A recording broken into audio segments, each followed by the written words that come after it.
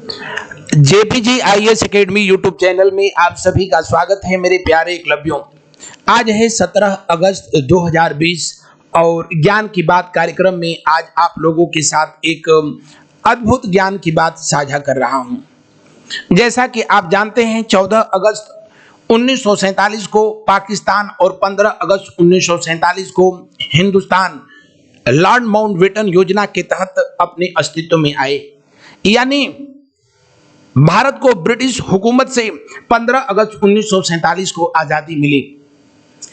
सत्ता के लालच में कुछ गद्दार नेताओं ने इस देश का विभाजन को स्वीकार कर लिया, लेकिन संभवतः आपको इस बात की जानकारी नहीं होगी कि जब भारत और पाकिस्तान दो राष्ट्र दुनिया के नक्शे में आए तो नहीं मोहम्मद अली जिन्ना को पता था कि कहां से कहां तक पाकिस्तान है और नहीं पंडित जवाहरलाल नेहरू को पता था कि उन्होंने कितना हिंदुस्तान को खो दिया है। कहने का मतलब कि भारत और पाकिस्तान के बीच कोई अंतर्राष्ट्रीय रेखा का कहीं कोई निर्धारण नहीं था। तो फिर भारत पाकिस्तान के बीच अंतर्राष्ट्रीय रेखा का निर्धारण कब हुआ, किसने किया, क्यों किया? आप जान करके दंग रह जाएंगे कि भारत और पाकिस्तान के बीच जो इंटरनेशनल बाउंड्री बनाई गई, इसके लिए जिस व्यक्ति को अपॉइंट किया गया था उसने कभी हिंदुस्तान को नहीं देखा था, नहीं हिंदुस्तान के बारे में उसको कुछ भी जानकारी थी, और उस व्यक्ति का नाम था रेडक्लिफ। और उसी के नाम से भारत पाकिस्तान के बीच इंटरनेशनल बाउंड्री को रेडक्लिफ लाइन के नाम से जाना जाता है। आपको जान करके अजीब लगेगा कि पहली बार भारत की धरती पर रेडक्लिफ 8 जुलाई 1947 को कदम रखा और उसे सिर्फ 5 सप्ताह का समय दिया गया था। इन बिटवीन भारत और पाकिस्तान के बीच अंतरराष्ट्रीय लाइन का निर्धारण करना था। हालांकि उसके लिए बंगाल और पंजाब में 2 सीमा आयोग बनाए गए थे और दोनों का उद्देश्य यही था, ये दोनों मोस्ट डिस्प्यूटेड स्टेट थे उस समय, क्योंकि पंजाब और बंगाल दोनों की आर्थिक स्थिति उस समय अच्छी थी और दोनों ये राष्ट्र कौन, भारत और पाकिस्तान चाहते थे कि ये मेरे साथ रहे, बंगाल मेरे साथ रहे, पंजाब मेरे साथ रहे, पाकिस्तान भी यही चाहता था। और उसके लिए जो आयोग बनाया गया था उसके 2 सदस्य भारतीय राष्ट्रीय कांग्रेस से और 2 सदस्य ऑल इंडिया मुस्लिम लीग से थे। और इन दोनों आयोग का अध्यक्ष जिस व्यक्ति को बनाया गया था उस व्यक्ति का नाम था रेडक्लिफ।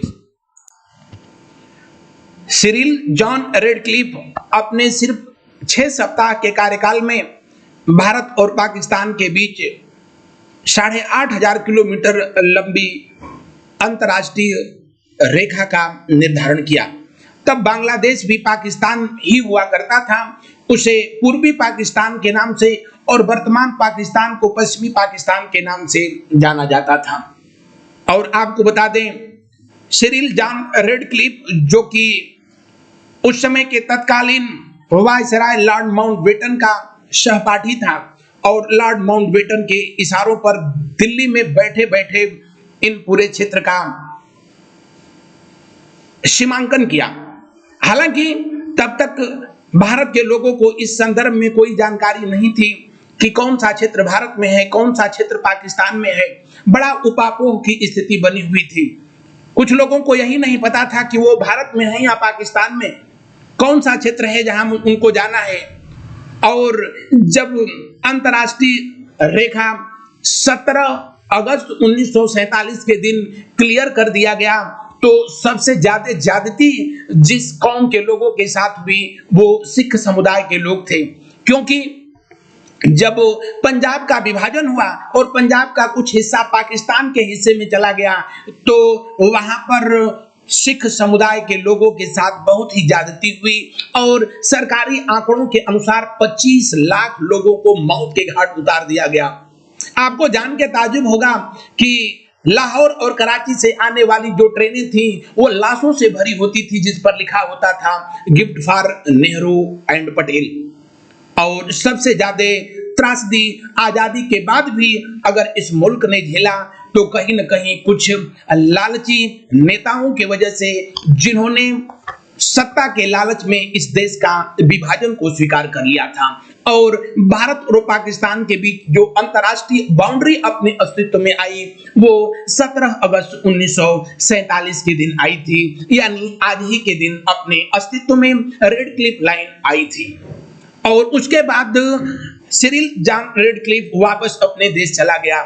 सिर्फ 6 सप्ताह के अपने कार्यकाल में उसने भारत और पाकिस्तान के बीच ये अंतर्राष्ट्रीय रेखा का सीमांकन किया था। और आज भी भारत पाकिस्तान के बीच कुछ क्षेत्रों में ये बेहद डिस्प्यूटेड है, इसको लेकर के दोनों देशों में मतभेद है। और बताने की जरूरत ही नहीं कि 1947 से लेकर के और 2020 तक ऐसा शायद ही कोई दिन रहा होगा जब भारत और पाकिस्तान के बीच सरहदों पर गोलाबारी या अप्रिय घटना सुनने को नहीं मिली होगी। तो यह वीडियो आप लोगों को कैसा लगा एक बार जरूर कमेंट करके मुझको बताएं और इसे अधिक से अधिक दूसरे ग्रुप में भी शेयर करें। Thank you.